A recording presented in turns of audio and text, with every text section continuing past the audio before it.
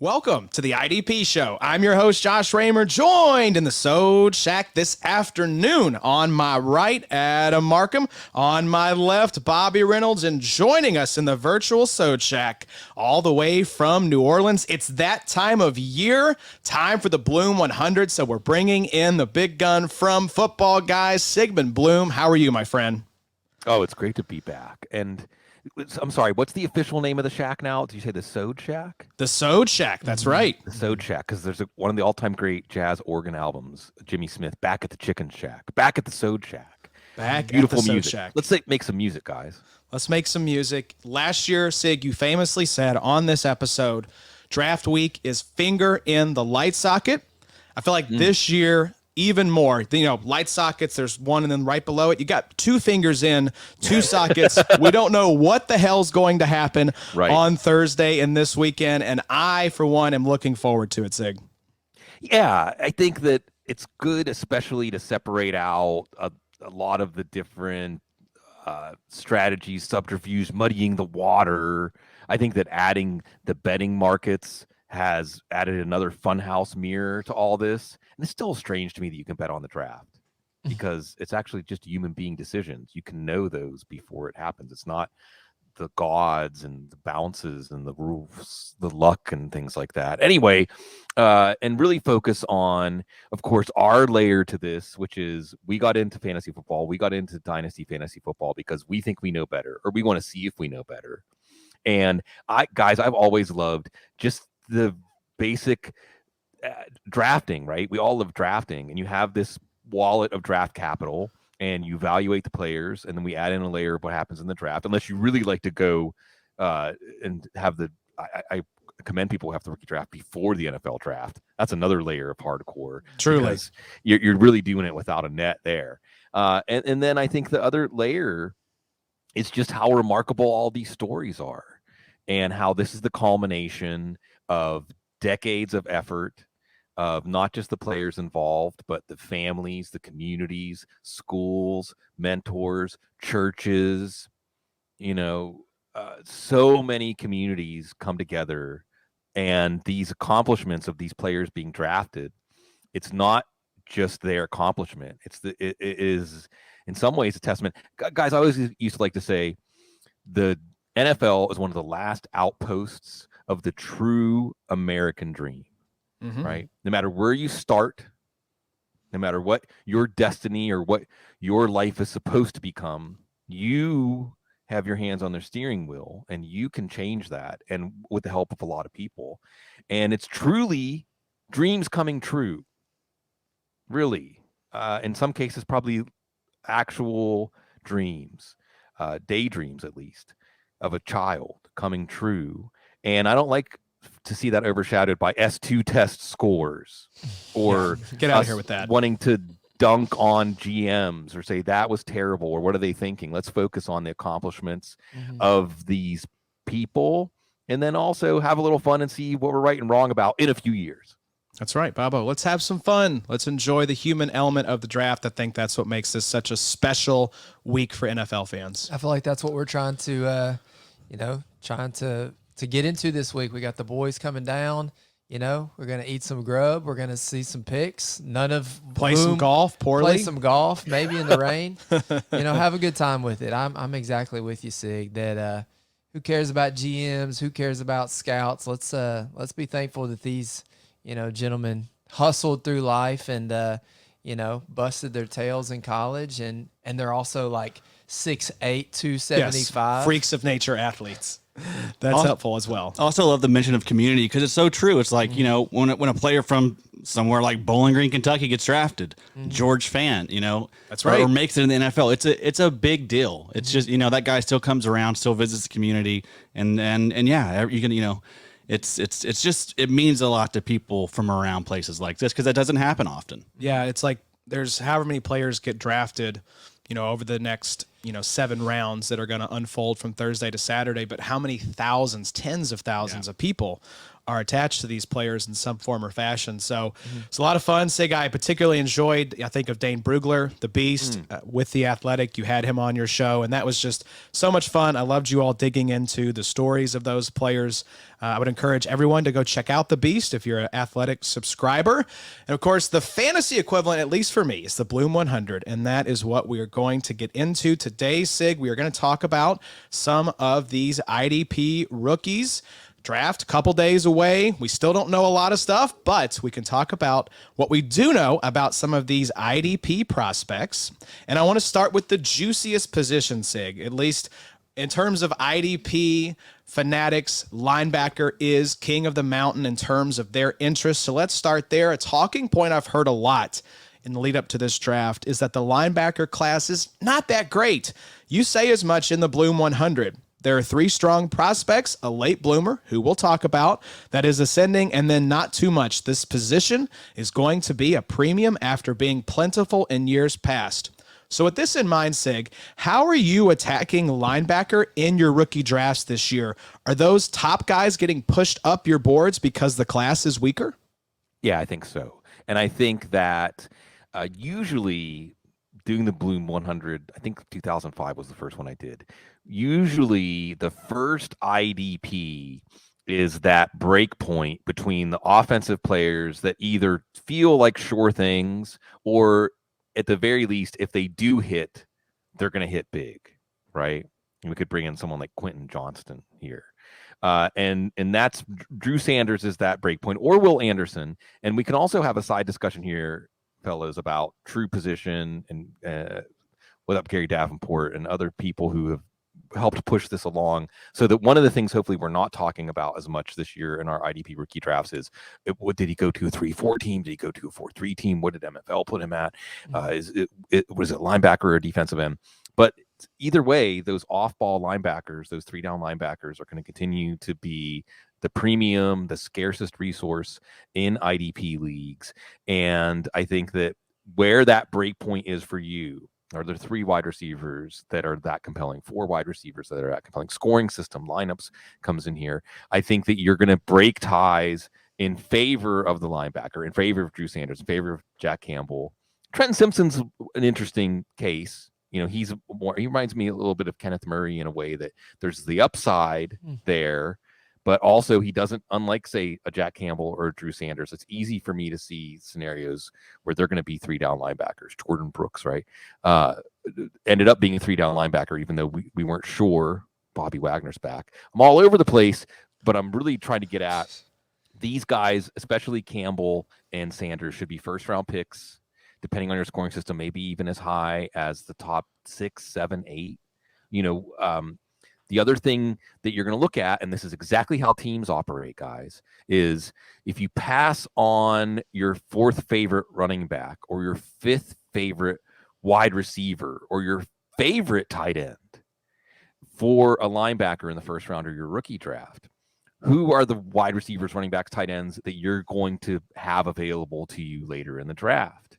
You're going to like those guys, right? This year in particular, you might rank, fellas, if we took our number 6 ranked wide receiver to number 20, where it's going to look really different, right? Yeah. If we did our top 8 tight ends, it's going to look really different. If we did, say, running back 4 to running back 20, wow, it's going to be different. So you should go into your rookie drafts thinking, when I'm up in the 3rd round, I might get to take my number 7 wide receiver, even though your number 7 wide receiver usually costs you an early 2nd round pick or mid-2nd round pick. So you're not going to like the linebackers, except for maybe one. And there's some other pet cats out there at linebacker. I know there's some people might be warming to a few, but I do think that the lack of those intriguing options on the 3rd day compared to previous years is making it easier to pull the trigger on your favorite linebacker in the 1st round this year. Yeah, that's a spicy take, Adam. We've been debating where we think Will Anderson will go in our rookie draft of our home league. Seems like 1st round is a real, solid possibility. And I don't disagree. We've talked about it a little bit on this show already, that if Drew Sanders, Jack Campbell get juicy landing spots like a Detroit, like a Dallas had been thrown out for Drew Sanders, that they could possibly find their way into the back of the first. I'm curious, you have been a little bit, back and forth on Jack Campbell versus Drew Sanders. Sig has Sanders as his number one linebacker. Where are you coming down, and do you think these guys sneak into the first? I love them both. I really do. I have Jack Campbell ahead right now. I just feel like he's the more sure thing, right? I feel like he's got the big tackle upside. Hell of an athlete. I mean, the 9.98 RAS score was a surprise, I think, to everyone. Yeah. So, yeah, I mean, I love both these guys, but I don't know, man. I mean, I go back and forth so much. I mean, it is those two, though. It's definitely those two. I don't have Henley or Simpson one or two. Yeah, it's a different tier, Bobo. I think the question for me is landing spot with these guys. If they get that clear path opportunity to 3-down roll, I could absolutely make the case. I see them more in like that 202 to 204 kind of range, but you could make a case for these guys as first round picks. I agree. I guess the tough thing for me with linebacker is just every year Adam talks about it, you almost need to pay more attention, I feel like, to waiver wires from one week to the next, to where we just looked at who's going to be available in the XFL free agency auction this year. There's Frankie Louvu. There's Zaire Franklin. There is TJ Edwards. There is Jack Sanborn from last year. I know his role has been diminished, but every year, your waiver wire article in terms of linebacker is so important from weeks 1 to 6, because within that time frame, sure, you're going to be able to grab a Zaire who all of a sudden looks like a league winner, but you're also going to grab some who don't pan out. But yeah, with Sanborn and with Sanborn, oh my gosh, I can't get him off of mine. With Sanders, somebody's putting a trade offer out at some point today. And with Jack Campbell, I agree with y'all. To me, he's probably that 202 to 206 range, but I will agree with Sig from the standpoint of it does feel like there's only, honestly, for me, probably 4 locked in offensive weapons that we're going to be able to count on. Those being Bijan, Gibbs, JSN, and Jordan Addison, to me, is in that category. However you feel like you need to rank them, do your job. There's tons of stuff out there on Twitter that will help you, including the Bloom 100 to make your own big board. So, lots of people put lots of articles and lots of information out to help you all draft. But when it comes down to it, do what you feel like is best. Grab the guy who you feel confident with. And I like what I'm trying to get at is I agree with Sig from the standpoint of maybe this is a year where we grab our linebackers in the first round, because we don't really know if these tier 2 and tier 3 and tier 4 wide receivers and running backs are actually going to contribute. And there's less of them. There's less of these 3-down guys, like we mentioned on, I think, the last episode was Sig. One of those episodes was Sig. Yeah, one of the first one we did of the IDP Blitz. Yeah, there's just not as many of them. So, yeah, I mean, you could see those guys getting bumped up because of that. I just feel like you don't have to do that just because people are going to be scared to do that, right? So I do think both these linebackers, unless there's some type of dream landing spot like Sanders going to Dallas, or Campbell going to Detroit. Unless something like that happens, I think early second is really all you have to spend. I think, Sig, what I've seen kind of out there on Twitter that I think is helping drive the IDP conversation forward into the first round is a lot of people doing these rookie mock drafts are saying the first round, there's a point around like 107, 108 where they're like, ugh, I don't really like this. This is kind of gross, right? So I think that's helping bolster the case for IDPs in the first. Is that your experience? Is that what you're hearing and seeing as well? Well, it's what I think is logical. It's funny, the name, like I said, doing the Bloom 100 for so long, that first IDP, and it reflects what Bob was talking about, the replaceability of linebackers, the availability. You're always going to be able to find more IDPs on the waiver wire than offensive players. And Patrick Willis is always, or Luke Kuechly, right? I mean, now, I don't think Sanders and Campbell are at the level of a Willis or a Kuechly prospect, which made it easier to take those guys. But I also think the offensive players that you would be taking them over are also of a lower caliber. So I think that this is what's going to drive some team to take Bijan Robinson, right? That's why it's so difficult to pick where Bijan Robinson's going to go, because it might be a position that is easier to replace. It might be a position that we're not sure the influence on the outcome of games. Again, know your scoring system, know your lineups. However, you know you're not going to miss on the pick, or at least in terms of the range of outcomes, the likelihood this player is going to be an every week contributor to your fantasy team. So I think it depends on your style. But I also think that something else y'all touched on, there's just the amazing proliferation of incredible quality. I'm so glad I don't have to break into this fantasy industry now than when I started doing this, because the quality of work, the width, depth, and breadth of the work out there is great. And it's made it so there's no information edge anymore. Back when I started doing the Bloom 100, if you just knew some of the backstory of these players, forget about small school players that impress at their pro day. I mean, just trying to find pro day data 20 years ago was a search like for a needle in a haystack. So then it does come down to what Bob was saying, like, just do you, man. Isn't that why we do fantasy football in the first place? And the element that I think we can help with, and what I think the main value of the Bloom 100 is, where I talk about the tiers, or I talk about the strategies depending on your scoring system, or I talk about the strategies knowing that, hey, you could trade down with impunity, right? So, if you're looking at a linebacker, once those top three are gone, or we can include Henley, we can talk about Henley, then if you were looking at linebacker and they're all gone, you can trade down with impunity, because, hey, the wide receiver running back that you might take at 2.8 could be there at 3.8, could be there at 4.6, because of the nature of the landscape and the diversity of opinions. And it actually could be that the proliferation of information and how fantasy football isn't about exploiting some information edge anymore. Although if you subscribe to Footballguys, we have the best information, right?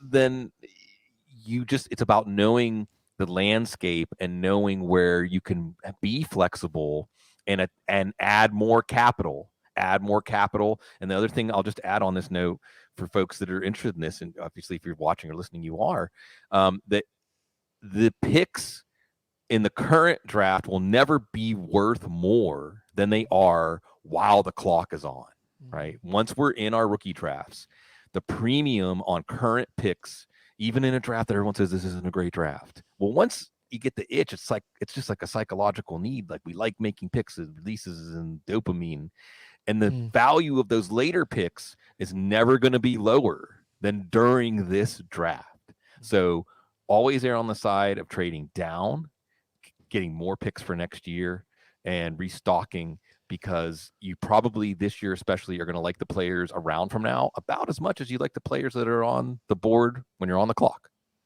Yeah, he mentioned trading down, Bobo. He mentioned Deion Henley. So let's have the conversation. I know you're hot in the pants over there to have the conversation about Henley. So you called him a late bloomer, Sig. I agree. You took him also in the IDP rookie mock that Cal Bellyfuel got together. We know Bobby is smitten. I watched some clips of this guy. He's a great interview. So I'm on the Henley train as now. But Bobo scooted over and made room for me. So thank you. I appreciate that.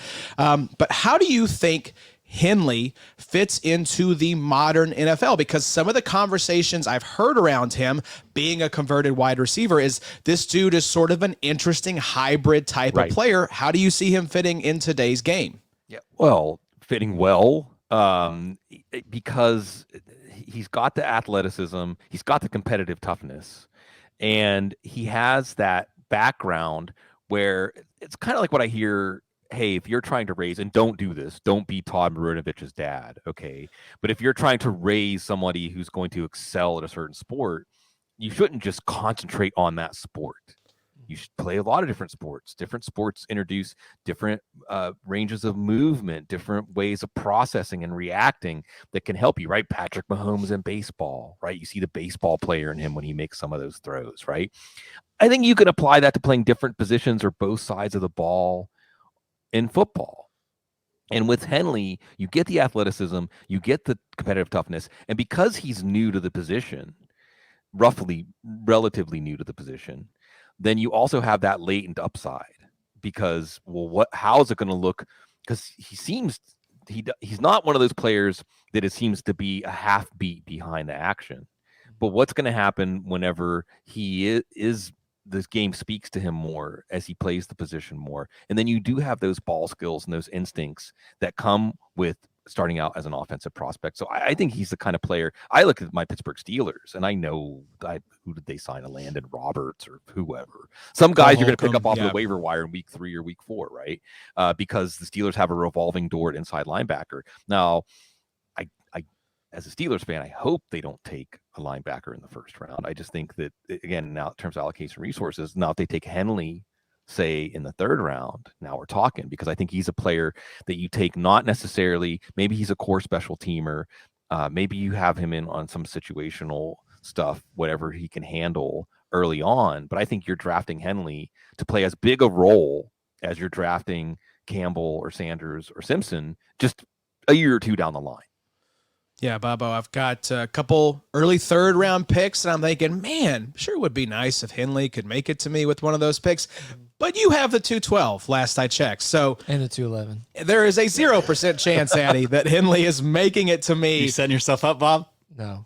Yeah, absolutely is. What are you going to do? Bobo, Definitely not. yeah, are you this conversation about trading back and just taking a guy like Henley as opposed to a guy like Sanders or Campbell earlier in like the second round? Yeah. That is a very viable strategy because I think at least in your eyes, you see Henley as a guy who can contribute for IDP. Maybe not this year, depending on the situation, but he could if he lands in a primo spot. Yeah, Sig's exactly right. I mean, Henley is going to be the type of prospect that you're going to have patience with because he might not be a plug-and-play Drew Sanders week one.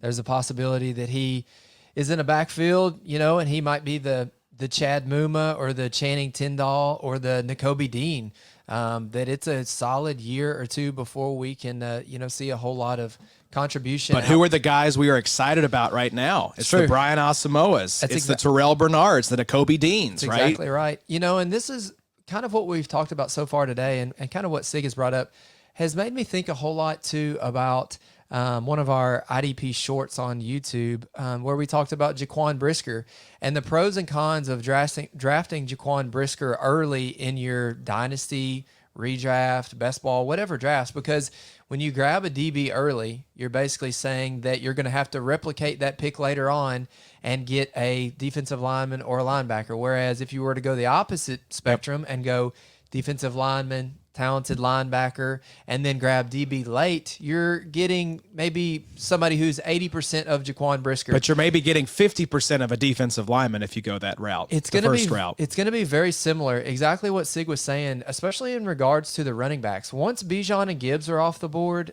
I'm okay with just saying the rest of these running backs are all pretty much the same. Yeah, big old pot. Whether you Yep. draft them at 108 Yep. or whether you draft Dwayne McBride at 408, they have kind of the same upside in my opinion. So maybe this is the year where IDP just shoves offensive dynasty fantasy football to the side and says, all right, let us show y'all how to I want to do live in this world. I like this world. Build these defenses. That's right. Addy, I know looking at rookie linebackers, like Bobby said, patience is important because I think you could make a case that the most impactful rookie for IDP last season was a guy that nobody had on their radar and special agent Jack Sanborn. So I think it's important to not just pay attention to this top tier class of rookies. You had guys like Devin Lloyd and Quay Walker, Nakobe Dean, the highly drafted guys last year, but pay attention to those later dart throws because it could be a guy like that pop into a role with a team like the Bears again or the Texans that becomes our IDP darling for 2023. Yeah, I think, candidates would be like someone like Ivan Pace Jr. He has just massive production in college. Maybe he finds a role. If he does, what does he do with it? Someone like Dorian Williams, our boy Mike W. talked highly about him. Servassier Dennis, I'm a big fan. You just love the name. It's Let's the be name honest. mainly Yes. for me on him. But there's a lot of guys late that'll probably be solid. It's just,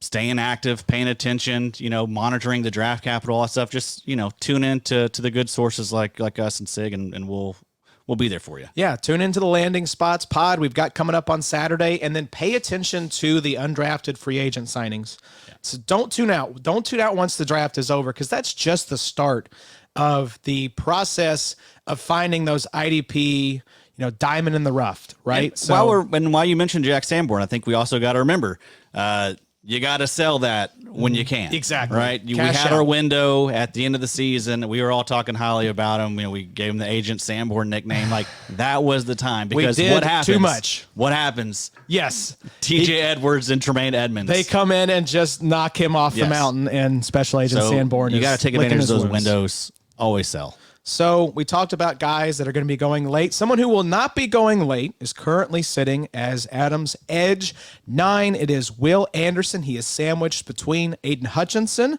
and TJ Watt. Sig, you said with the new true position designation in IDP leagues, Anderson should instantly be one of the most valuable edge players in your league. Adam's got him as edge 9. How high are you on Will Anderson? I don't know if I would put him quite that high without knowing the destination and knowing the likelihood that he ends up with Houston or Arizona, which aren't actually exactly going to be pass rush opportunity heaven, at least not in the short term. But I think that Aiden Hutchinson is a really good name to bring up because, like Aiden Hutchinson, if you're looking at Will Anderson and you want those splashy highlight plays, bendy, quarterback assassin kind of stuff, it's not exactly there. It's awareness, it's effort, it's play strength, functional strength, determination, and I think that Anderson and Tyree Wilson, they're like Rorschach ink blots, and it's going to be interesting to see if Houston doesn't go quarterback, which one they take, because I think with Anderson you have proven production, you have a player that's battle tested. Look, Alabama never had a back-to-back consensus All-American before Anderson, period. I'm sure you all know, and I mentioned this in the Bloom 100, whose records Anderson was getting after. Derek Thomas. Derek Thomas, that's right. Yeah, and I mean, you're playing at that kind of level as a true freshman too, by the way. The dude knows how to play football, measurables, projection. I don't know. I'm pretty sure that as this guy, his game grows, as he grows as a human being, he's going to be just fine. So I don't think you're going to get. He's not a Myles Garrett. He's not a Bosa brother. Okay. But that doesn't mean he can't be just as productive. We saw Aiden Hutchinson find a lot of ways to get in the stat sheet, even though Aiden Hutchinson isn't exactly a highlight reel player, where Travon Walker is the Tyree Wilson, right? And I know Travon Walker had a pretty good first week, and it seemed like Jacksonville learned how to use Walker as the season went on. We'll see. But I don't think that's too far to have Anderson as a top 10 pick, because I think when it comes down to it, you can't argue with what he's done at the highest level of college football, already putting his name next to names that we hold in extremely high regard. Yeah, Adam, he checks every box. Mm-hmm. He's done it at the highest possible level, SEC, Alabama, the accolades that we could shower on this guy. There is no 100% safe prospect in the NFL draft, but this dude feels about as close as you can get. And so as I'm thinking about if I'm an NFL GM, I feel great. I can go to sleep at night after Thursday's over feeling really good with Will Anderson on my team. And I think IDP managers will feel the same way if they come away with this guy in their rookie drafts. Yes, I 1,000% agree. My favorite comp I've heard for Will Anderson, it was from the Athletic Football Show. They had Deontay Lee on. They said if he gains another 10 to 15 pounds, you're looking at Khalil Mack. That is the exact name I was getting ready to bring up, and that is juicy right there. Yeah, and so I'm not really worried about the fit. I mean, wherever he goes, I don't really care. I think he's going to be the locked-in edge one, and yeah, I'm already a little aggressive on it, but he's 21. All those boxes got checked.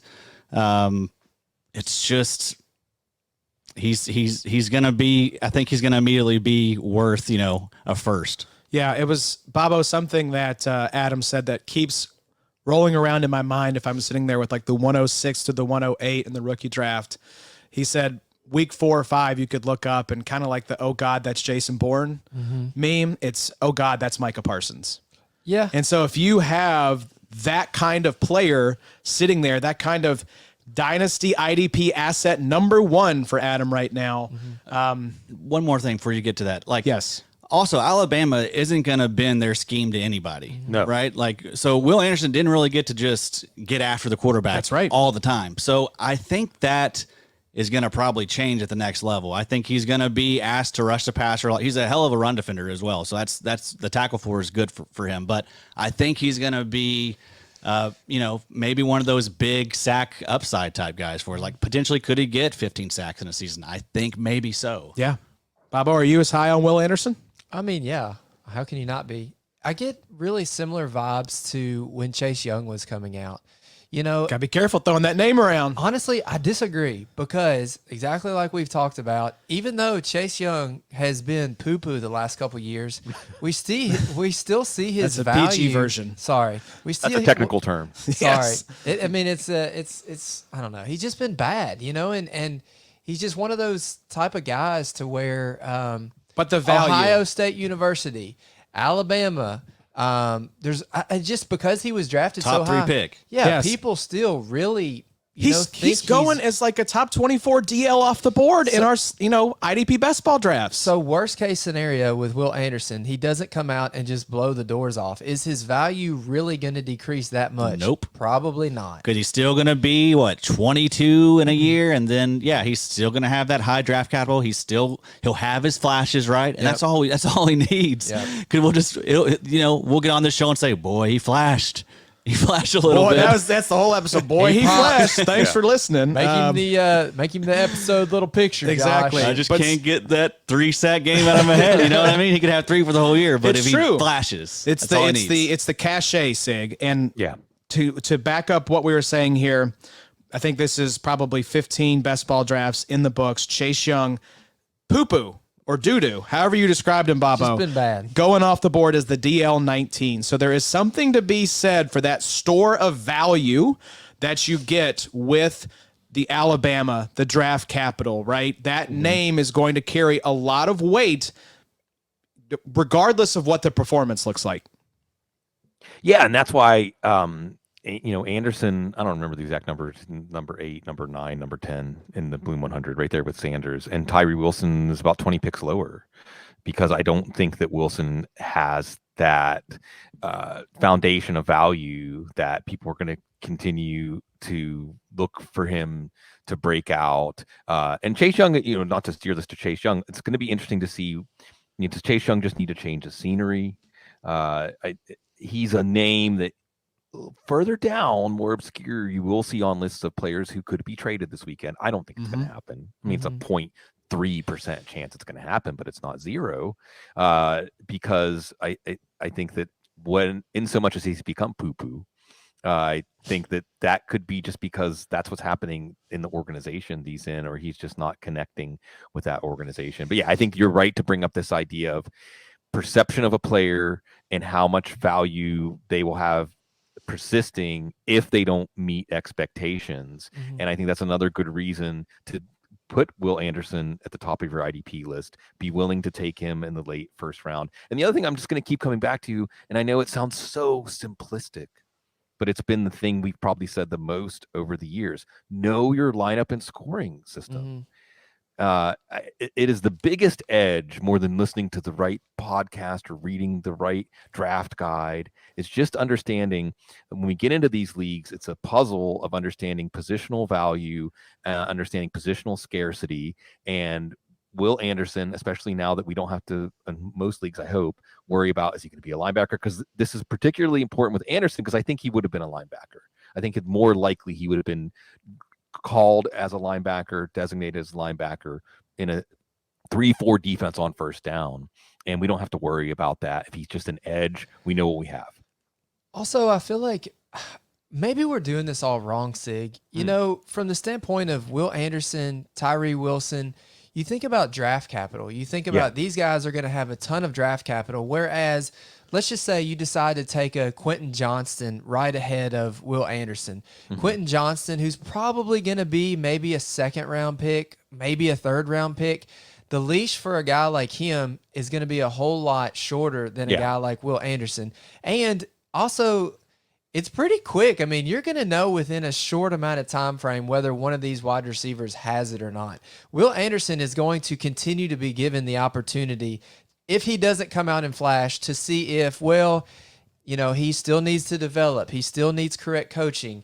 He's on a bad team. Let's give him 2 to 3 years. Whereas the N'Keal Harry, one of these guys that is highly drafted and doesn't really have the draft capital, we try to overinflate. We try to over-elevate in these drafts. It almost makes sense to really maybe just go back to the NFL draft and say, especially for this year, who are the guys that were really drafted high and that these GMs and these scouts really trust? Those are probably the guys that we need to be paying attention to. Yeah, we're not experts. Exactly like Sig's saying, it's hard to find data from 20 years ago. Well, we have that data that we can find within 20 seconds on Twitter, and this might be the year to trust somebody else. Right. Yeah.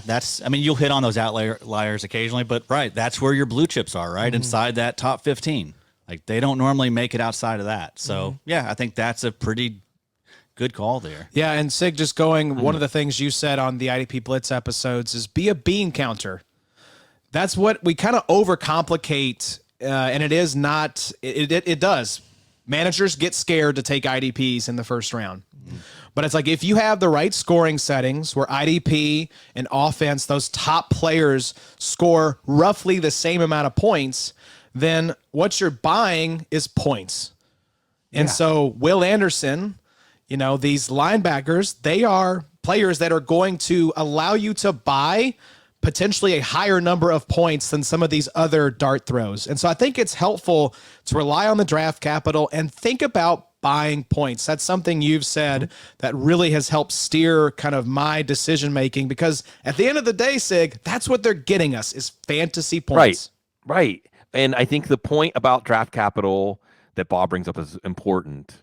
Ryan Riddle, I think he left Cal as the all-time sack leader, a wonderful human being, and somebody that was telling truths about the NFL long before that was in vogue, and he took a lot of flack for it. I could tell some stories, but I would leave that to Ryan. But he told us a long time ago, guys, first-round picks have to prove they can't play. Late-round picks have to prove they can. Early draft capital doesn't mean that a player is more likely to be a success, although I'm sure you can run the numbers and they are more likely to be a success. But what it does mean, again, going back to Will Anderson, is that window of the persistence of their value is going to be longer. So if you do have clarity, hey, this guy doesn't have it, even though this team took him in the top 5, you'll have a longer window to sell those players. But the other thing that I want to touch on that you were saying, Josh, is depending on your scoring system, and I want to shout out my man, Uriah Zane Hunt, who started our Ultimate IDP Dynasty League like 8 or 9 years ago. And it was a league where in the first year, guys, I got Myles Garrett as like the 16th IDP off the board. Okay. But by year 2 or year 3, people understood. And by the time, say, like Nick Bosa came around, he was the number 1 or number 2 pick in the rookie draft. Wow. So people will absorb that. And here's the key in your scoring system, and know your scoring system. I believe that a good edge, depending on your scoring system, again, are you scoring quarterback hits? Are you scoring tackles for loss? Are sacks worth 3? Are they worth 4? Are they worth 6? Do you get extra yardage for sack, extra points for sack yardage, and so on? The only other players that can really have a chance any given week to touch that 40, 50 point weak tilting total are your pass rushers, right? Your guys that can rack up 3 sacks and 2 forced fumbles in one game. So I think that's another reason that we think of IDP edge players, especially, maybe as an unsexy pick or just punting instead of taking a big swing for the fences with an offensive player. But in reality, you may look back and that player could be responsible for 1 or 2 wins during your season. And I don't know, outside of guys like Josh Allen, Jalen Hurts, I mean, how many players are there that we can say that on the offensive side? Yeah, week winning potential, Bobo. Marcus Jones. Yes, we'll get to Marcus Jones here in just a bit. But it's true, Eddie. What you are buying with that early investment in these pass rushers, if your scoring is dialed in correctly, is week winning upside. We talk about that sometimes. Typically, it's in the context of these premier edge rushers. Yep. And I mean, all these, I'm looking at my dynasty ranks right now. Just look at the top 10. Micah Parsons, 12th overall pick. Nick Bosa, 2nd overall pick. Max Crosby was a 4th rounder. Myles Garrett, 1st overall pick. Roquan Smith, 8th overall pick. Brian Burns, 16th overall pick. Jalen Phillips, 18th overall pick. Kayvon Thibodeau, 5th overall pick. Aiden Hutchinson, 2nd overall pick. Quinnen Williams, 3rd overall pick. You see? You get the picture. Yeah. Max Crosby is an outlier for a reason. Right. So, and we're still kind of nervous about Max because of that stuff, right? Yes. We're like, you know, he still has a little bit of risk. Like he just doesn't fit the mold. So there is like even the perception of him, like his value, like people aren't going to be as high on him as like a Myles Garrett, I don't think, or Nick Bosa, even though I think he belongs right there with them. The draft capital is that warm kind of blanket that just makes you feel a tad bit more secure and comfortable with those guys at the top of your IDP dynasty leagues. We've talked about linebacker. We've talked about edge. Let's move to safety, Sig. And the linebacker class, I think it's debatable if this is a weaker or stronger class for IDP, but especially the safety class, in my mind. There's no Derwin James, Kyle Hamilton level stud in this class. You actually have Antonio Johnson as your top ranked safety over the presumptive #1 prospect in Brian Branch. Are there any other late safeties that you like? Yeah, and I think maybe 4 safeties made the 100, and those two guys are right next to each other at 47 and 48. I think that Johnson's just going to have a more fantasy-friendly role than Branch, although like Minkah Fitzpatrick, that's the role he's in, that's the defense he's in. Depending on your scoring system, Branch could come through. Marte Mapu, Sacramento State, is an interesting guy. You have that latent upside of the small schooler, but you also have that safety linebacker tweener profile that we really like in IDP leagues, right? I mean, that's what sometimes can give us the biggest hits, draft capital aside. Jeremy Chin, right? Like, and in the league, and one of the best things about doing these deep dynasty IDP leagues, fellows, is it forces you to understand how the league is changing, because it's funny, the Carolina Panthers are on the mind, right? Like Thomas Davis. I feel like Thomas Davis was one of the players who really broke down the door of, it's not a bad thing to be a safety linebacker tweener. It can be a good thing because you can fill multiple roles on the defense depending on the situation, depending on the down and distance, right? So I think that the league is embracing those kind of players, and I'm gonna go a little deeper, like really deep. But this also highlights, he said earlier in the show, it's not over when the draft is over. And in fact, those first rookie mini camp practices, the OTAs in May and June, going into training camp, tear up whatever you thought when you were doing your rookie drafts and pay close attention, because that's when we're going to find the players. And I think on the IDP side, as we keep talking about replaceability of IDPs, on the IDP side, it's much easier to picture a player like a Jack Sanborn really tilting your fantasy matchups in your fantasy league in year one, an undrafted player or a late round player, than it is on the offensive side. So going really deep, and these are just guys to monitor. I'm going to mention Quindell Johnson just because he went to Edna Carr, because we can talk about Across the River, and there's a new Hulu series. Although I do want to say, check out the Hulu series. I can't remember what it's called, guys. About Edna Carr program. Although Kent Babb, who's just, if we had like 10 more Kent Babbs, wow, the stuff that could get written, right? Yes. Preach. And I was really sad to see him speak out and say they did not involve him in the show at all. Yeah, that was disappointing. It was really disappointing. But read the book first, Across the River. So I got to mention Edna Carr, and Edna Carr band is also awesome. Get down here for a Mardi Gras parade so you can see the Edna Carr band. The Edna Carr band is as amazing as the football team. And what did the football team do? Like 2 or 3 state championships in the last couple of years. So Quindell Johnson went to Memphis. I'm always going to root for them. Zay Bolden is an interesting guy. Zay Bolden kind of bounced around, ended up at Jackson State to play with under Deion Sanders. Never really did much. I think athletically he's fantastic, and he does have a kick return profile. I think he had like 36 yards per kick return or something like that. Very inexperienced, but again, if he sticks, right? If we start hearing about him in training camp as somebody's like, wow, how are we going to cut this guy? How are we going to try to slip him through the practice squad? And another guy like that is Ty Okada out of Montana State, who just had a ridiculous pro day. Just, I mean, across the board, first round level kind of athletic numbers. So these are the guys that if they stick, there are some guys that if they stick, it means, they're going to be a core special teamer. They're going to be a reliable backup at 2 or 3 positions. They're going to be the kind of player that a coach loves. But there are other players that if they stick, because of their high ceiling, athletic ceiling, or just the fact that they were overlooked or never really got a chance to show what they could do, but we know that the talent is there based on the programs that were interested in them. That's when you shouted out Dane Brugler and the Beast. It's really interesting to see, where players ranked in their recruiting class, right? Players that maybe had interest from big programs or for one reason or another didn't go to those programs. So we think of them a little lower tier because of where they played, but the reality is at different points in their career they were considered on a par with some of the players that are going to go near the top of this draft or at the top of this draft. So those are some players deep late I'm going to be watching, and I'll just put this out there to put a cap on this, whether it's safety or running back or wide receiver or whatever. Don't argue with the news that are coming out of camps. All right, throw your priors in the trash and let reality sink in and teach you about what's happening, instead of saying that can't be what's happening because I had that player, someone that couldn't possibly make an impact in the NFL or because they went undrafted.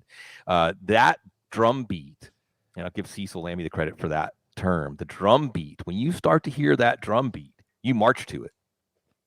Yeah. To put a bow on that, it was Algiers America is the name of the Hulu series. Check out the book Across the River by Kent Babb first, then watch the Hulu series. But Bobo, you wrote a little bit earlier this offseason about safeties in rookie drafts. This is typically a position that the 3 or 4 safeties that go in our 5-round rookie draft tend to have a pretty good hit rate. Are you feeling the same kind of love for safeties this year in the rookie draft? I think I might just punt that position, listen to the drum beat out of rookie mini camps, out of training camp, and then grab guys off of waivers. Yeah, I agree 100%. Exactly how Sig kind of started that. There's not a Derwin. There's not a, Kyle Hamilton this year. It's going to be interesting to see how some of these guys are pegged. Is the main one. Brian Branch. Is he pegged as a cornerback or a safety in your league? That's important. And then Antonio Johnson as well, kind of like Sig is saying, know your scoring. Also know how these guys are labeled, where they played in college, and what role they might fit into a defense. I can't get off of what Sig said about he mentioned Thomas Davis. And I have to go back to what Macri said on the pod a couple days ago about how Dion Henley, if he were drafted to the Washington Commanders, could be the 2023 Thomas Davis. So I don't know. Spicy. I love that. It could be a year where we see a bunch of these IDPs who are drafted late be asked to play a little different role than they might have played in college. So exactly what Sig's saying. We're not that smart. Pay attention to that. Well, Sig's super smart. Us three are not that smart. We combined equal like Correct. 0.78 of Sig, I would say. Pay it's a good attention to ratio. the drum beat after the draft because, we're not there. It's also know. the coaches. These are the guys who hold the keys to these players getting on the field. So pay attention to what coaches are saying about these rookies, Addy. So let's say that Brian Branch gets first-round draft capital. That's what everything I've seen says that. So say he's like a top 20 pick. He's 20th. Where would you be willing to take him in your rookie drafts? Third round. I'd say late third. Yeah, I think that's right. Sig, what about you? Yeah, I mean, I have him right now as more of in a 12-team league, although I always like to think of 16-team leagues when I do the Bloom 100. He'd be a late third in a 16-team league. He'd be more of like a mid-late fourth. And I think what's going to happen, guys, is the Bloom 100 pre-draft, we don't know destinations. We don't know potential opportunity. I think that I'm hedging more on the side of keeping the running backs, wide receivers that I feel reasonably confident will get, let's say, top 150 draft capital ahead of a Brian Branch. But I think probably more of those guys are going to fall, or they're going to end up somewhere where they may have to fight to be the third string running back. So I think you are going to see Brian Branch. The the safer IDPs like that. Jalen Carter, I think, is around that range too. Yeah. I want to talk about Jalen Carter. Yep. Yeah. Yeah. What do y'all Go think ahead. about him? I mean, everything I'm seeing, like comp wise, like people are comping him to like Ndamukong Suh. Yes. And if you remember, like he was very, very good early in his career. Yes. Sue was. Well, you just read off of your ranks the draft capital of a ton of not only defensive ends, but also defensive interior guys. Jeffery Simmons, Quinnen Williams. We know Aaron Donald had a bunch of draft capital. So if Jalen Carter gets the draft capital, would it be insane to take him in the first round? Because I think offensively, you need to be prepared for some of these guys to bust. I think. Yeah. You can look up and maybe a Zay Flowers doesn't work out. But the reality that a Jalen Carter works out is probably pretty high. It's high. It's just the role for me. Is he a Jordan Davis or is he I don't a think Jeffrey he is. Simmons? No, he's what kind of role is this he's guy? 300 pounds and he does not move like he's 300 pounds. Yeah. So Sig, it seems like you are planting your flag that this is a guy we should really be paying attention to in IDP drafts. Well, it depends on scoring system, right? Because I think Ndamukong Suh is a good comp. And here's the reason why I think it's a good comp, guys. When you watch Jalen Carter's film, you just feel sorry for the guy lining up across from him, right? Like you just see some of the ways that he disposes of really good college football players. And you think, dang. And I remember, I'll never forget Ndamukong Suh against Texas. I mean, that might be the most dominant individual game performance I've ever seen. Like you truly want to talk about taking over a game, and Jalen Carter is on that kind of level. And even if you are hesitant because of the questions about how he showed up at his pro day or off the field questions about the incident he was involved in, the NFL knows all that. And they're still going to take him probably in the top 5 or 6. Yeah, so what is that? Jeffrey Simmons had the same type issues. Yeah. Still went, sure. First round, right? Jeffrey Simmons had an ACL tear. I felt bad for the Titans fans at the draft. You guys got a first round pick who, isn't going to play until next year probably. But hey, It's worked out all right. It worked out okay for them. Exactly. Feel less bad now. Yeah, exactly. So good things come to those who wait. So yeah, I think now the other side of that though is, and Ndamukong Suh has been, I mean, I think he's hit like median expectations in the NFL, which means that he's delivered on the high pick that was invested in him. But what does that translate to for IDP? So that's where you get into the role. That's where you get into productivity. I know Josh Norris, who I really enjoy and admire. He was one of the ones I think that put out there. Disruption is production. Well, sadly, in IDP leagues, it's not. Yes, it's not. So I think whereas the NFL, Jalen Carter is going to create all kinds of externalities and good out results for his defense. It might not be. That's why I have him lower. And I have Cansey and Brzee even lower, although those guys with much lower draft capital might have roles that are better for bottom line production. So it is weighing that draft capital and how sure we are this player is going to hit and how high this player's ceiling is just in a general NFL kind of way versus where that actually translates to fantasy production, which I think is why I started the Bloom 100 to begin with. Is probably isn't that bad of an idea that was brought up earlier. Like, just go by draft capital. Like, why do we think we know more? Well, where we can at least add a layer where we do know more is we're fantasy football players. We know what matters for fantasy football, and we know that things that might not be as important to the NFL are more important for us, and things that are more important for the NFL aren't as important for us. I think Jalen Carter might be one of those players that force us to ask those questions. Yeah, these are the type of questions we grapple with that keep us up at night, Bobo. But Sig will get you out of here on this. Make sure, folks, you're following Sig over on Twitter at Sigmund Bloom. His podcast is The Audible. He has On the Couch as well. They're going to have a live stream. So have them both pulled up. The IDP show, the Footballguys live stream. Make sure you're subscribed over there. Fantastic site. A lot of great information. So Sig will get you out of here on this question. Last year, on this very episode, we mentioned it. You famously now pointed out Marcus Jones because of the kick and punt return ability. And now the 85th pick in the 2022 draft is going as the DB8 in IDP best ball drafts. Now, we're not going to put that kind of pressure on you again to repeat that type of call. But is there a kick return ace further down your list that we should keep an eye on in our fantasy leagues? IDP wise, no. This year, all the return specialists are on the offensive side. I think two of the guys on the offensive side that you want to take a look at is one is Darius Davis. out of TCU, and I think he's the best returner in the draft, and he can do kick and punt returns. Maybe not quite on the level of Marcus Jones. And Charlie Jones is interesting. A lot of people like Charlie Jones as a receiver. Charlie Jones is the kind of guy who always overachieves, like the classic profile. You do this long enough and you see, oh, here's another overachiever. He can add value also as a returner. But I think on the defensive side, there's not going to be that hack, that player where you're going to get the IDP stats as a baseline and then the return yards and then offensive. Hey, even I would not have predicted that. So Bill Belichick can learn some new tricks, the old dog. So there you go. If you want this year's Marcus Jones, go get Marcus Jones. Yeah. So, Sig, thank you so much for coming on, my friend. It is always amazing time to make some beautiful music with you. Enjoy the draft, my friend, and we'll have you on the podcast here again very soon. I look forward to it.